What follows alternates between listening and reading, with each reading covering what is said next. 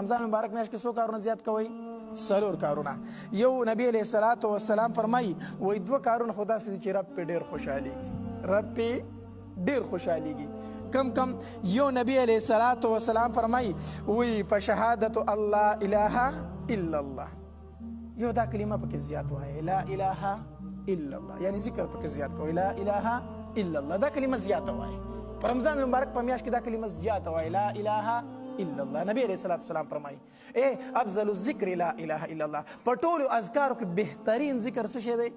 لا اله الا الله. هغه موسی علیه الصلوۃ والسلام الله تبارک وتعالی ته درخواست وکړو، یا الله مال یو جدا غونته یو خاصه دعا راکړه چې زه یې وایم او ستا سره پې مناجات کوم. الله تبارک وتعالی ورته وفرمایل موسی لا اله الا الله وایه. موسی علیه الصلوۃ والسلام وفرمایل الله دا خو یو عامه کلمه ده، دا خو یو عامه، ما خو ستانه یو خاصه کلمه وغوښتل چې بل چاته معلومه نه وي، زه یې ځان په خصوصیت سره وامه. الله تبارک وتعالی ورته وفرمایل ای موسی واوره دا کلمه چې ده که نه که چېرته په یو چابړي کې اووه اسمانونه او اووه واړه ځمکې او د دوی اوسېدونکي کېښودی شي او په بل چابړي کې صرف لا اله الا الله کېښودی شي، وي دا کلمه به درنه شي او دا هر څه به سپک شي. د دې نه علاوه بله درنه کلمه شته نه چې زه یې تاله درکړم، دا لا اله الا الله وایه، بل کوم ذکر زه تاله درکړم. نو یو دا چې په دې رمضان مبارک په میاشت کې به څه وایه زیاتو؟ نبي علیه السلام فرمایي لا اله الا الله. دویم نبی علیه الصلاة والسلام فرمایي وتستغفرونه، د الله نه بخښنه ډېره غواړه، استغفار پکې ډېر وایه، استغفر الله استغفر الله استغفر الله، استغفار ډېر وایه.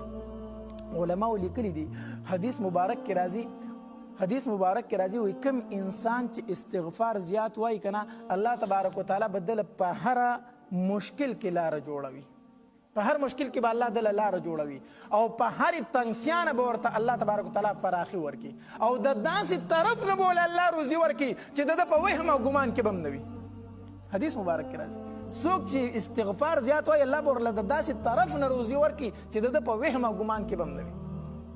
نو یو لا اله الا الله وایي او دویم استغفار وایي په دې میاشت کې، او دوه کارونه خو داسې دي نبي علیه السلام فرمایي چې د هغې نه خلاصې نشته دی، نو د هغې نه څه نشته دی؟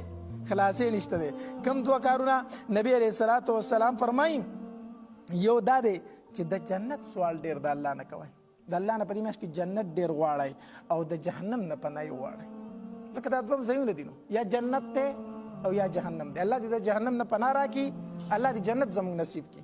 نبی علیہ السلام فرمایي په دې میاشت کې دا دوه څیزونه ډېر کوئ، د جهنم نه پناه غواړئ او د جنت سوال کوئ.